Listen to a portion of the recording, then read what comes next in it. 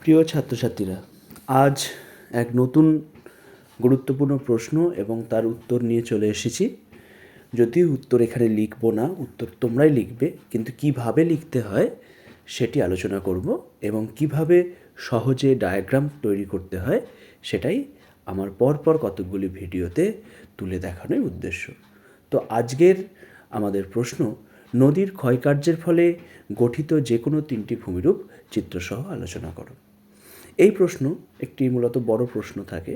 তো এক্ষেত্রে প্রথমেই যেটা থাকবে, বা এক্ষেত্রে নয়, যে কোনো প্রশ্নের ক্ষেত্রে প্রথমে যেটা থাকে সেটা হচ্ছে ভূমিকা। তো ভূমিকাতে কী লিখব না, পার্বত্য অঞ্চলে নদী প্রধানত যে গতি দেখা যায় নদীর, তাকে বলা হয় নদীর উচ্চগতি। উচ্চগতিতে নদীর প্রধান কাজ হয়ে যায় ক্ষয়কাজ। নদী মূলত নিম্নক্ষয় ও পার্শ্বক্ষয়ের মাধ্যমে নিজের গতিপথে বিভিন্ন প্রকার ভূমিরূপ তৈরি করে। এরকমই তিনটি ভূমিরূপ, গুরুত্বপূর্ণ তিনটি ভূমিরূপ নিচে আলোচনা করা হলো। তো এইভাবে তিনটি ভূমিরূপ তোমরা যে কোনো তিনটি ভূমিরূপ আলোচনা করতে পারো। এখানে আমি যে তিনটি ভূমিরূপ মূলত তোমাদের সামনে তুলে ধরছি সেটি হচ্ছে গিরিখাত, ক্যানিয়ন এবং জলপ্রপাত। এবার এই ভূমিরূপগুলি লেখার ক্ষেত্রে প্রত্যেকটার ক্ষেত্রেই তিনটে পয়েন্ট থাকবে। একটি হচ্ছে সংজ্ঞা, অর্থাৎ কাকে বলে; আরেকটি হচ্ছে উৎপত্তি, অর্থাৎ কীভাবে সৃষ্টি হয়; আরেকটি হচ্ছে একটি করে হলেও উদাহরণ তোমাকে দিতে হবে, যেহেতু এগুলোর উদাহরণ খুব প্রমিনেন্ট এবং যে কোনো বইয়ে তুমি পাবেই। সব ক্ষেত্রে পাওয়া যায় না, সেক্ষেত্রে অনেক ক্ষেত্রে বৈশিষ্ট্য পাওয়া যায়, উৎপত্তি পাওয়া যায় না, সেগুলোকে বিচার করেই লিখতে হবে, তবে এইভাবেই পয়েন্ট করে লিখতে হবে। তো গিরিখাদের সংজ্ঞা, উৎপত্তি ও উদাহরণ দেওয়ার পর তোমরা কি করবে, তার ডায়াগ্রাম আঁকবে। গিরিখাতের ডায়াগ্রাম কীরকম হবে, যেটা তোমাদের সবথেকে বড় সমস্যা হয়ে দাঁড়ায়, যে ডায়াগ্রাম কী করে আঁকবো। তো সেক্ষেত্রে ডায়াগ্রাম অতি সহজে আঁকা যায়, সেটা তোমরা দেখো কিভাবে আঁকছি। প্রথমে কি করবে, প্রথমে পেন্সিলে করে চারচুকো বক্স করে নিলে, এখানে টানলে, এখানে টানলে, কত সহজে আঁকা যায়, যে যার জন্য তোমরা আঁকো না এবং নাম্বার পাও না, কিন্তু আঁকলে যে কত সহজে, এইটুকু আঁকলেই যথেষ্ট। যদি এটাকে আরেকটু মডিফাই করা যায়, একটু উন্নত করা যায়, হাতে যদি সময় থাকে, তাহলে এই বক্সটা করে এরকম টেনে দিলাম, ভিয়ের মতন লাগবে।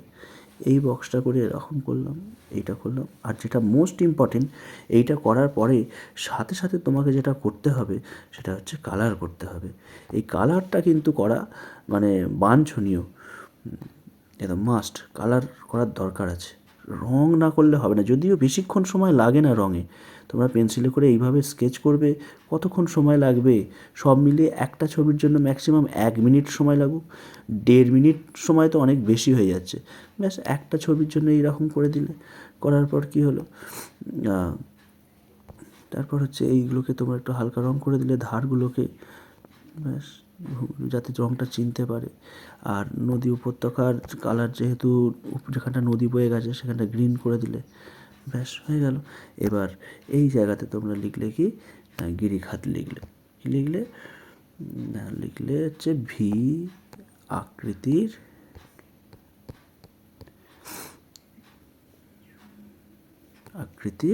উপত্যকা, ভি আকৃতির উপত্যকা হয়ে গেল। এটা ভি আকৃতির উপত্যকা, এই জায়গাটা লিখলে। আর এটাকে কী করলে, এটাকে বক্স করে দিলে। তো এটাকে একটা বক্স করলে, বক্স করে, আর বক্স করে আমি কি বলেছিলাম না, বক্স করে তোমরা যেটা করবে তার নিচে নাম লিখে দেবে, যে কিসের চিত্র আঁকছে। এটা যেমন কি করলাম, গিরিখাত, গিরিখাত। তো এটা এখানে লিখে দিলে, কি আঁকাটার মধ্যে আছে, একেবারে সহজ। তো তোমরা এইভাবে আঁকবে, ব্যাস। এটা একটা হলো এই ডায়াগ্রামের পর। এরপর তোমরা ক্যানিয়ন চলে এলে, মূলত শুষ্ক অঞ্চলে দেখা যায়। আর ক্যানিয়নের আকৃতি যেটা মনে রাখবে সেটা হচ্ছে আই আকৃতির হয়। তো শুষ্ক অঞ্চলে কেন হয়, কেবলমাত্র নিম্নক্ষয়ের কারণে হয়। তো এই ছোটো ছোটো বিষয়গুলোকে মাথায় রেখে সংজ্ঞা, উৎপত্তি ও উদাহরণ দেবে। উদাহরণ দেওয়ার পরে ক্যানিয়নের ডায়াগ্রাম আঁকবে। কীরকমভাবে আঁকবে, খুব সহজ, সেই একই রকম ডায়াগ্রাম। এক্ষেত্রে একটু লম্বাটা একটু ওপরে বেশি করবে, করে কি করলে, এই জায়গা থেকে নিয়ে আইয়ের মতন নামাবে, ব্যাস। এইটুকুই কাজ, আর কিচ্ছু কাজ নয়। এইটা করে দিলে, আচ্ছা ব্যাস হয়ে গেল, আই আকৃতির উপত্যকা হয়ে গেল। এবার কি না কালার করে দেওয়া,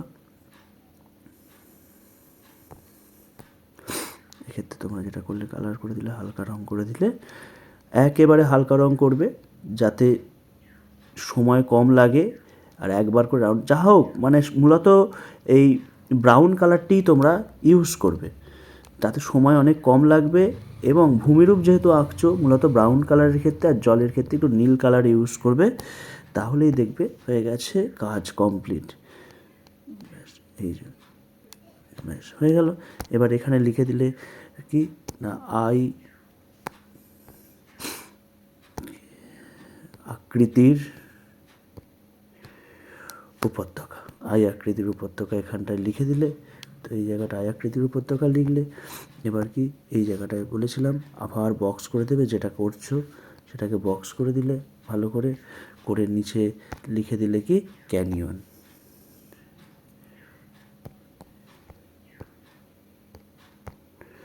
ক্যানিয়ন লিখে দিলে,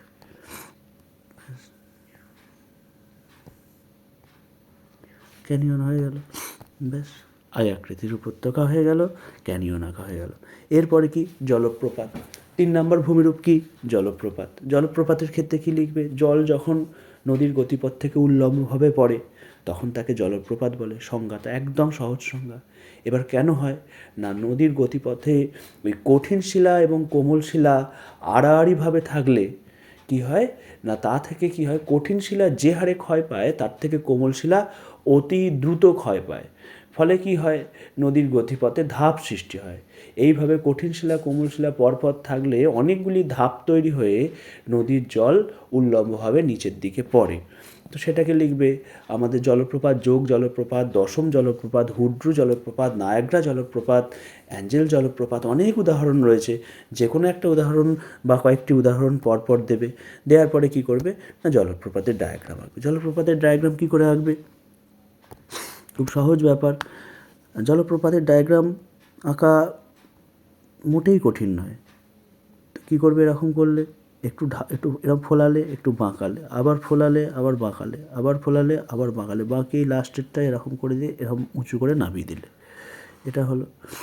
এবার এখান থেকে এটা করলে, এবার যে জায়গাগুলো ফোলালে সেই জায়গাগুলো কঠিন শিলা, যেই জায়গাগুলো ঢুকিয়ে দিলে ভিতরের দিকে তাকে বলা হয় কোমল শিলা। তারপর আবার কঠিন শিলা, তারপর কোমল শিলা, আবার কঠিন শিলা, তারপরে হচ্ছে কোমল শিলা, তারপরে হচ্ছে কঠিন শিলা। তো এই হলো ব্যাপার।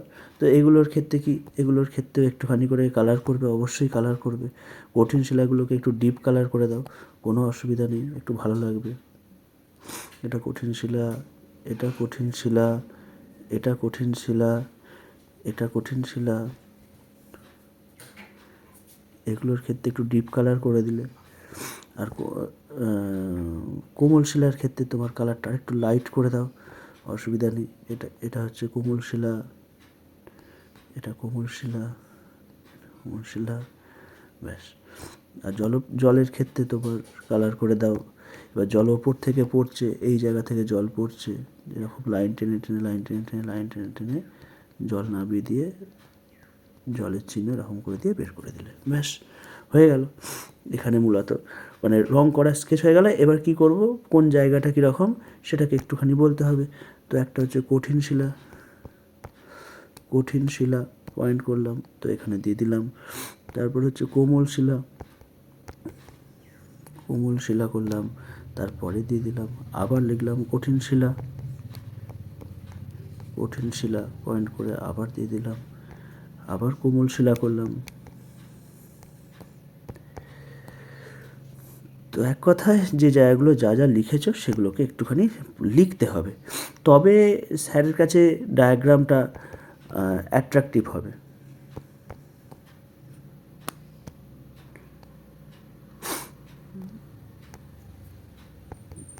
কোমল শিলা, এটা হলো, আর একটা হচ্ছে কঠিন শিলা, কঠিন শিলা, ব্যাস। এই কোমল শিলা কঠিন শিলা হয়ে গেল। এরপর যেটা করতে হবে, কোন জায়গাটা জলপ্রপাত তোমাকে দেখাতে হবে।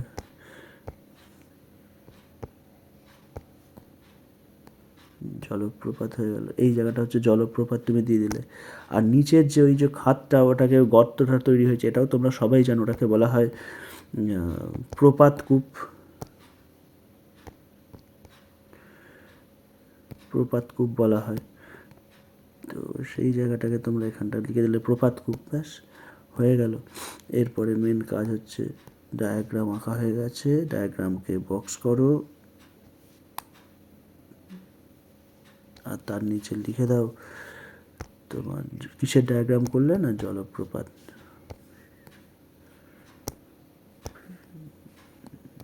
জলপ্রপাত ডায়াগ্রাম রেডি। তো এইভাবে ডায়াগ্রামগুলো আঁকতে হবে। দেখো কত সহজে ডায়াগ্রামগুলো আঁকলাম, তোমাদেরকে বোঝাচ্ছি আর আঁকছি। তো সব মিলিয়ে আলোচনা করলাম, টোটাল ভিডিওটা 12 মিনিট লাগলো। তো তোমরা লিখবে এবং আঁকবে কতক্ষণ সময় লাগবে? এই 10-12 মিনিট সময় লাগবে, 15 মিনিট লাগুক না, অসুবিধা তো কিছু নেই। ভালো করে তোমরা অতি সহজে ডায়াগ্রাম কীভাবে আঁকতে হয় এগুলোকে তুলে ধরার চেষ্টা করছি। এই ভিডিওটাকে তুমি আঁকাগুলোকে পজ করে বা একবার করে একটু পিছন দিকে টেনে নিয়ে গিয়ে রিওয়াইন্ড করে নিয়ে তোমরা দেখতে পারো যে কিভাবে কত সহজে আঁকা যায়। তো জলপ্রপাত, ক্যানিয়ন, গিরিখাত এগুলো তোমরা করতেই পারো। তো এইভাবে তোমরা যে কোনো 3টি ভূমিরূপ তার সংজ্ঞা, উৎপত্তি এবং উদাহরণ দিয়ে করো, তো ভালো হবে, কোনো অসুবিধা নেই।